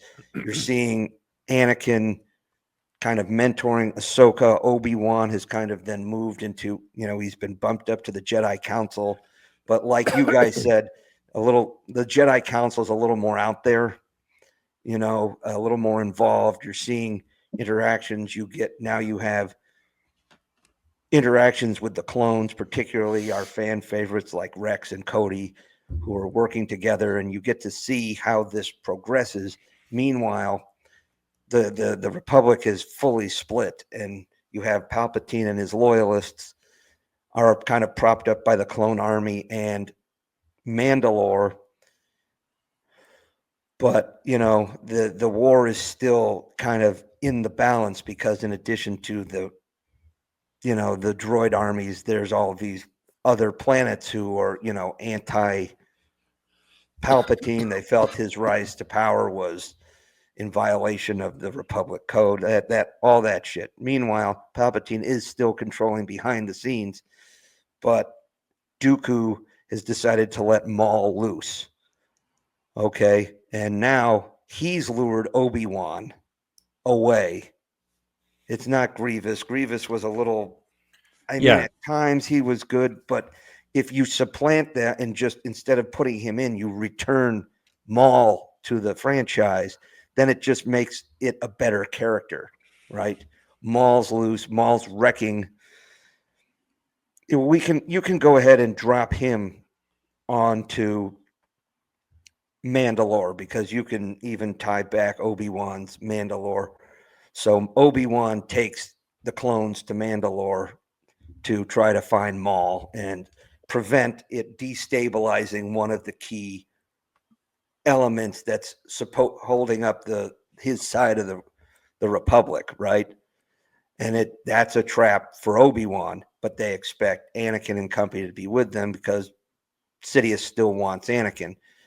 However, because of issues that go on, Anakin and Ahsoka are sent, or actually they're split. They decide that Obi-Wan needs more help, so Ahsoka reinforces him on Mandalore, where Anakin ends up going out into the Rim searching for Dooku. He wants to go and put an end to the war, becomes a personal quest. And that's how he gets isolated by Sidious and Dooku. All right. Padme and Bail Organa send a support team to him. It's a trap. Anakin barely escapes. He takes time to recuperate. And while he's recuperating, he's back in Coruscant being influenced by Sidious or Palpatine. And the big switch here is, he and Padme have kind of gotten together. It's kind of like an open secret. People don't really talk about it, but it's kind of known. But he's also got this close bond with Ahsoka, and he's been her master now. Basically, they've charged him with being her master. But because they're concerned about his instead of the closeness with the counseling, his fits of rage and going off to doing his own thing, they don't elevate him to the council. He's in the reverse. He's a master, but he's not on the council, even though he's amongst the most powerful Jedi. It makes a little more sense that way, right? So he's he's one of the main leaders of the army. And of course, part of it is still the whole, he feels kind of outcast by the Jedi, but it's his own actions, his own inability to control his emotions that's spiraling. And he's now separated from a majority of his support system. Padme's having a difficult pregnancy. So he's concerned there. He's hurt. He's recovering. And his best friend and mentor and his Padawan, who people are like, oh, yeah, Obi-Wan and Ahsoka are doing great work out there. And now he feels more and more isolated. So that when Obi-Wan eventually does defeat Maul, but Ahsoka goes missing. They don't know what happens to her. They feel that she's been captured. And it turns out that she's been taken by some Mandalorians who are loyal to Maul. And Maul escapes, barely, but escapes Mandalore. But it sets up with Obi-Wan comes back without Ahsoka. They don't know what happened to her. And Anakin's even more spun out. And then a bombing on the Capitol sends him over the edge. A strike force of Dooku's Sith assassins makes their way in and starts causing havoc. And Anakin goes to the fight. And instead of killing some of these guys, he accidentally kills some Jedi who he mistakes for these. And he just spirals. And that's when Sidious reveals himself to him and goes, I know where Ahsoka is. And I have all of this thing that will help Padme be able to live through this. But I need you to go kill Maul and kill Dooku. Or actually, I'm sorry, not Maul. I need you to go kill Dooku. And he does.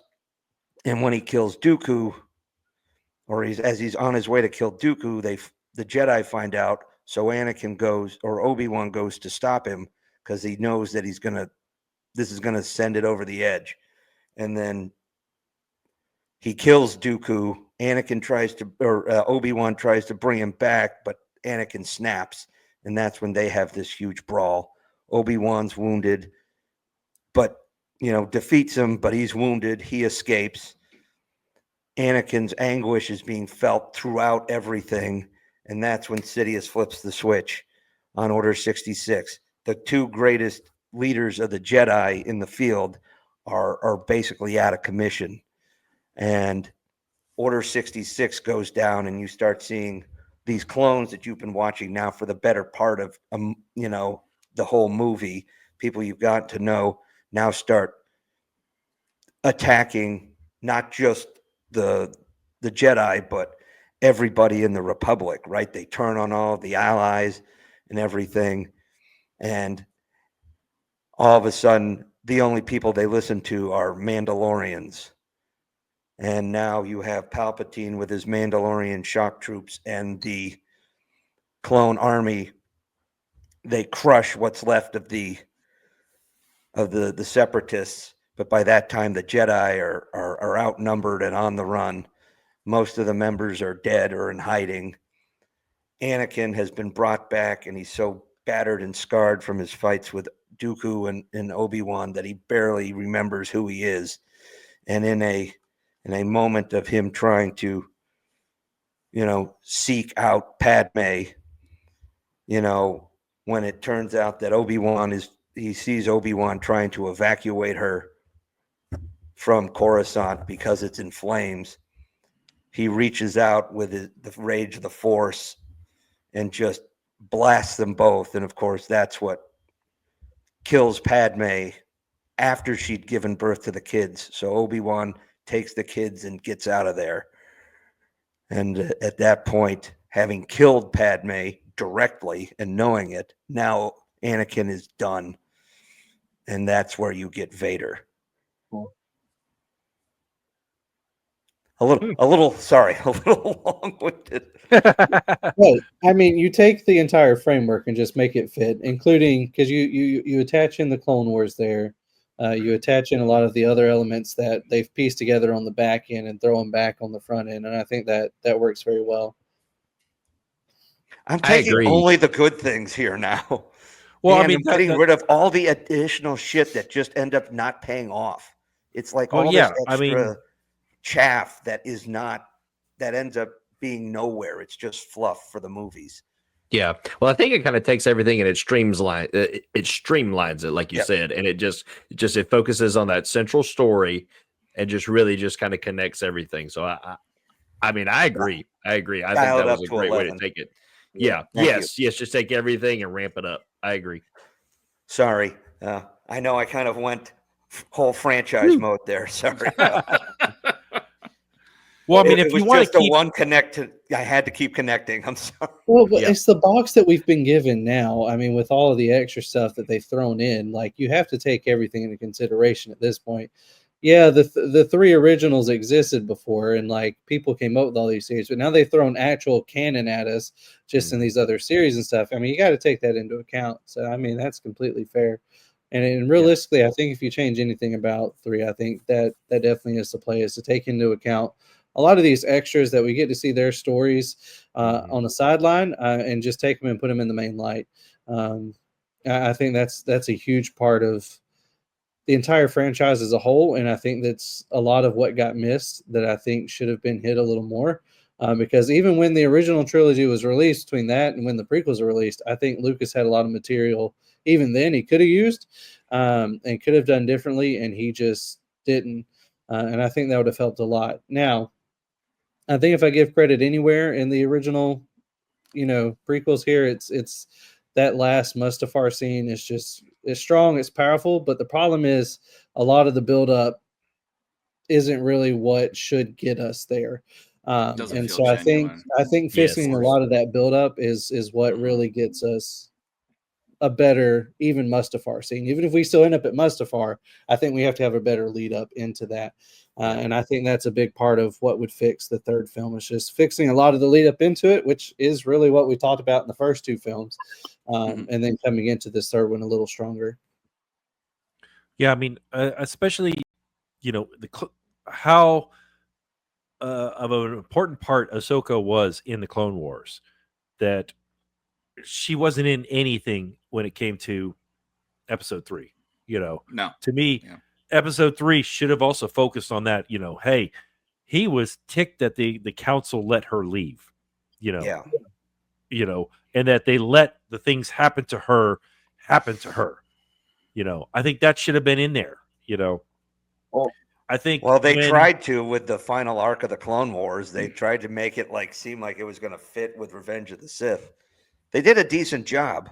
They did a decent job, but it could have been better. Yeah, I mean, Yeah, if it was one whole story from the beginning. That's just it. When you take the original trilogy, which is the here, and then you're trying to put the stuff before it, so many times people, you've already written yourself into a box, so it has to end up this way. Then you have to come up with your story to get to that way. I mean, I think one of the things that to kind of piggyback on what we've all been mentioning here is when Palpatine reveals that to Anakin that he's a Sith Lord, he should do everything he can to reinforce the trust that they already have together. In all the years we've known each other, have I ever lied to you? All I want to do is bring order and security to the galaxy, and so on, so on. Anakin is still conflicted, so he reports to the Palpatine to the Jedi. They go there, and this is where I think that needs to be changed. Is that so? Mace Windu and Palpatine are fighting, and Mace is like, we need to arrest him. And at that point is when Anakin makes a conscious decision to kill Mace Windu. Not let Palpatine push him out the window. Anakin needed to do that, Yeah. Mm-hmm. That way, it's a no kidding choice that he made, And then the same with the whole kids thing. Don't let him be the one do it. Just let him stand aside and say, "Okay, clones, go ahead." I'm giving you access because he's still conflicted. He's still fighting this internal battle, but he's like, I'm not going to go kill these people, but I'm going to give the security code so you can go in. Or you're going to allow it to happen. Well, you got to think that this is Palpatine's doing. He's got to do something bad or something to make him turn to the dark side to solidify his turn, not just, oh, I'm gonna make you, I'm your apprentice to this. No, he's got to make him do something. Even going to Mustafar to give us something was a task. See, I think one of the things that Mustafar, I like you guys said, that ending where they were fighting was fantastic. Mm-hmm. I think one thing would have been, instead of the whole, hey, I got the high ground. Come on, that's just let Obi-Wan like stab him or something in the heart, something in the middle, and then he like falls into the volcano, but then he stays at the edge, and that's it. Palpatine says, hey, let's what I write in here. He says, we'll salvage what we can because there's not a lot left of Anakin. And then after they put him all back together, instead of that whole no, thing, he just says, Palpatine will ask him something like, do you remember who you are? And Anakin says, I am Darth Vader. Mm-hmm. That total cut the black. Cut the black. That way, he is completely saying, I'm no longer Anakin. I am now Darth Vader. Period. Yeah, that's good. He could have been using the name before a couple times, or even a fake mask or something. But this way, you get the full transition into Darth Vader in the mask and all that. Wouldn't you think that would write out that Luke saying there's good in my father, there's good, that if he doesn't remember? Yeah, that's what I was thinking. That way, he doesn't remember the good in him, and then finally, Luke gets enough into him or talks into him, and they get that common, feeling back in between the two of them of there is good in you, and he's starting to remember, who I was as Anakin. Yeah. Mm-hmm. Yeah. Well, think about it. I'm along with Dave with Ahsoka. I mean, shows he like Anakin was not happy with Jedi Council at Ahsoka's wall. Boy, she made one mistake, and you get it, you gone. But she still kind of stayed around and helped the Jedi Order, Jedi and the clone. But more as just I'm there. She went back to Mandalore and captured. You remember in the Clone Wars, she actually captured Duke Maul to bring him back to the Jedi Council as a prisoner because she found out Maul knew what was going on. So why she was leaving and what she was doing after. But still building, like, I'm still building more relationship between everyone and Anakin. Just give him another time of enemy. I agree. Grievous was not a great character. Get him out where they either chasing Duke or chasing something to end the war. But also you start seeing more doubts in Anakin. The turn of the dark his anger, all the stuff's going into it. Well, he's actually going to talk to Yoda about the dreams he's having. Could be about Padme, could be about something else. But then Sean learned the Palpatine, the Sith Lord. They'll sort of fight between Dooku. The very scene where Duke is looking at Palpatine, and he goes like, do it. That was the most revealing. But then at the end, this is where y'all consider it all right. Don't show him in Vader's suit. We all know what Vader is, who he is. Don't leave out the name Luke and Leia. Still showing hey, he has babies, but don't name it. Keep that a mystery. We found that out in the original.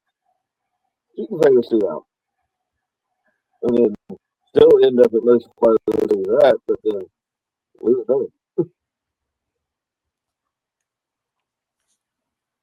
Now there is a on YouTube. I don't know who actually. I can't think of the guy's name. There is a thing. If you can actually type in, you'll say, "What if episode 1 was good?" And I saw that. I think you've seen those. I saw. Yeah, they're like 10 years old. Yeah, they're old. I mean, the guy's been around forever. But I mean, he's got a cartoonist, does all kinds of graphics and everything. Yeah, and he actually says the prequels need to be about Obi-Wan. The whole story, and then the whole as it's going along. You mention Anakin, that way he's there, and he's just not like a character thrown in there at the last minute. But it's actually really good. You guys should take a chance, go take a look at them, read them, watch them sometime. They are fascinating, and I didn't want to go that route because I was like, I don't want to copy this guy because, I mean, he did a really good job. Yeah, I saw those. Ironically enough, on a deployment. Yeah, but he did go the route. He needed to focus. He said the prequels needed to focus on someone, right? And I don't think it needed to be on Obi-Wan, but Obi-Wan is certainly a great choice. Yeah. In that instance. Can we all agree that the prequels needed more of troll Obi-Wan? Because that was one of his better underlying character traits. Especially you're talking from the Clone Wars? Well, you see a little bit of it in both Attack of the Clones and Revenge of the Sith, that dry humor he has, but it's so much more expert level troll in the Clone Wars. I would say that using better writing would automatically bring that out in all of our drafts. So can I just go real quick for mine? My take on episode 3. Believe it or not, I'm not really going to change much of episode 3 other than little finesses here or there. Like the whole opening shot, okay. The motivation for it with the stealing of the Chancellor, no, nix that. But what it really comes down to is, again, more interpersonal, not galaxy-wide. Anakin finds messages between Obi-Wan and Padme. Mm-hmm. He never finds out that she's pregnant, but he's like stewing in this kind of question of like loyalty and whatnot. And then that makes you as the audience at the end of the movie, if we go by what you're saying, then you're like, well, was Obi-Wan the father or was Anakin the father? Exactly. And I'm not sure if I want to keep that ambiguous or not, but that's definitely a way to go. Well, I like that because then when you get to, like, for me, I remember watching the trilogy first, the original trilogy, and you had that no kidding shock factor when you had the Batman. No, not that one. I am your father. When you said that, I can't believe I said because I'm Batman. That's wrong. It was one right below. But yeah, no, when you had that shock factor, and if you watch them chronologically right now, you're like, oh, okay, well, we know who it is. It's no big deal. But what you're saying, it could be either or. I like that ambiguous. So you're like, it could be it could have been Obi-Wan, and he's just not telling him, hey, I'm your father, Right. Exactly. And then, and the big reveal will be pretty much the same. Like he confronts the Chancellor. Chancellor's like, Anakin, you don't understand. These are not your friends. And he shows like clips of Padme and Obi-Wan's embrace and the tender recordings and whatnot. That would throw me into a flippin' rage, and I would lay waste to anything and everyone who meant something to me that betrayed me like that. I think that the audience would get into it and it runs the risk of saying, perhaps Vader had had reason to do what he did or whatnot. And I don't like that. I mean, bad guys are just but bad not to guys. the entire Jedi Order. No, but I can understand if it was directed directly towards Obi-Wan, but not the whole order. Right. And Revenge of the Sith did play around with Anakin's jealousy a little bit in their initial confrontation on Mustafar, when he turns and he sees Obi-Wan coming out of the ship, and he's like, "What's this?" Like, and then it just wasn't enough to it. Yeah, right. And I think this would. I mean, it is a little suspicious, but there's not a lot of build up to it. Right, but we all kind of assume he's kind of a jealous ass, but right. It's a paranoia kind of thing. Yeah, to say the least. And the fight in the office would go pretty much the same, but it would be Anakin that launches Mace Windu out the window. Yep. It would be, and he goes, "Are you pregnant on Mustafar?" And she's like, "I've been meaning to tell you." And he's like, "How do I even know if it's mine?" And that rage just picks her up, and she's like shaking. And Obi-Wan can't, all he could do is just throw his lightsaber at him, and he dodges it, which, distracts him, and she drops. She's up in the air. She's high up in the air, and she drops after being let go by the Force and just crumples to the ground. And it's not a broken heart that kills her at that point. It's a punctured lung that prevents oxygen from being absorbed into the brain. So she becomes brain dead or something like that. And then it's Obi-Wan who names the babies, because are they his or are they not? But everything else can play out the same. I would feel like the emotion from that interaction would play very well with that descent into Tartarus, with flying over the lava and everything like that. Because that's a good visual. I like it. I mean, it's a good representation of the descent of the hero, the fallen hero, and everything. So, yeah. My thoughts.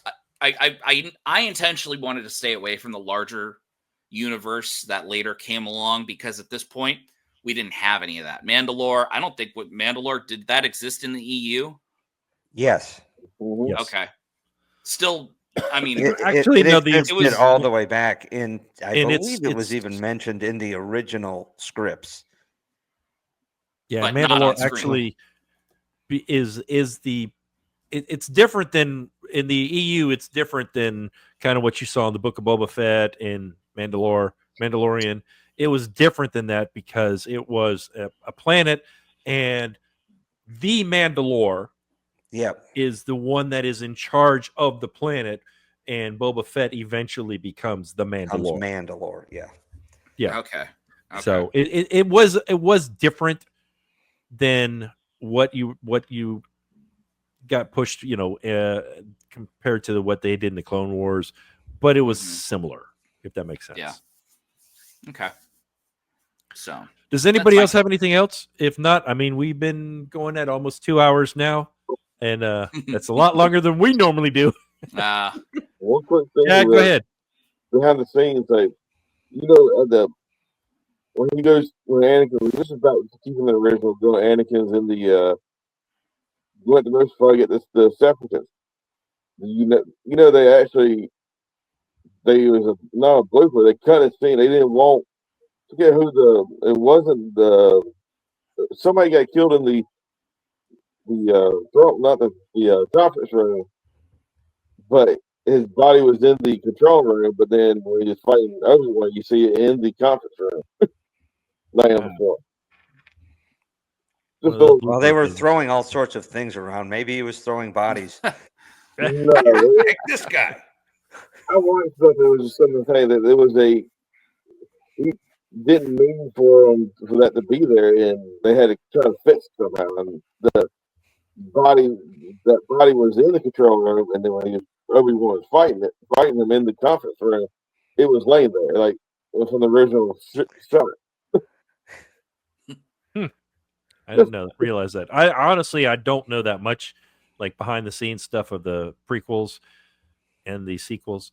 We might have to spend some time to fix the sequels too, because I can solve that in 5 minutes. Yeah, well, do Timothy Zahn movies. Yeah, exactly. Timothy Zahn movies would make so much more sense.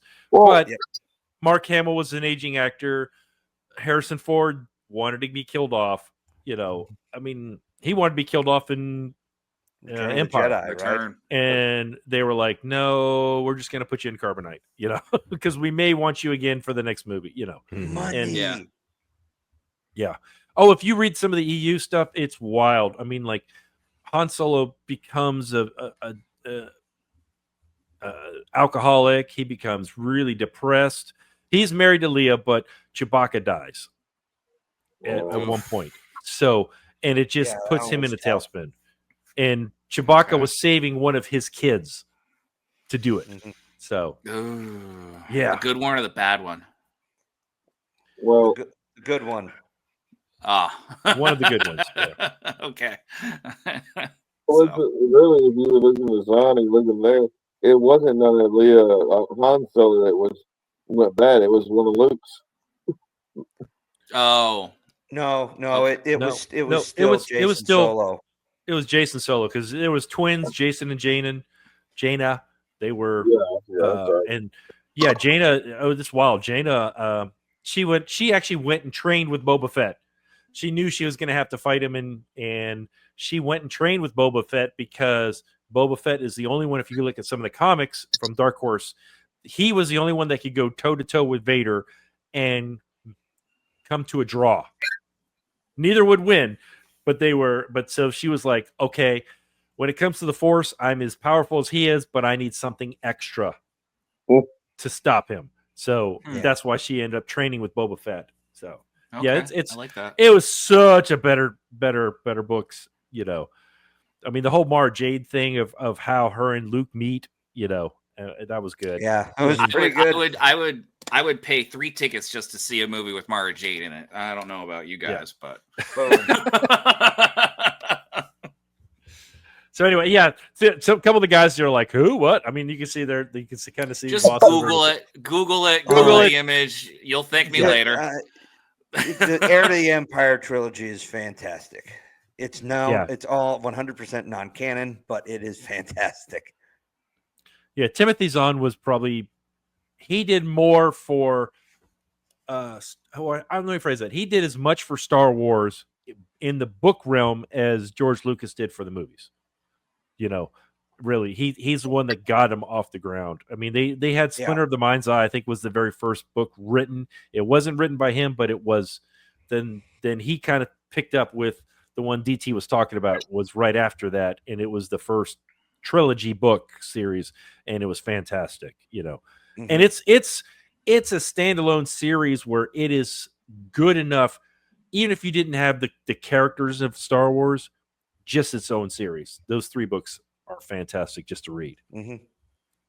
So, all right. Well, if that's it, I think we'll go ahead and close it out of here. And anybody else got any parting thoughts before I hit end record? This is delight. Thank you for the opportunity. Thank you so much. And a lot of fun. We'll definitely have to do this again. Maybe not something with so a daunting task. I think we tackled it pretty well. Yeah, I think guys fix it.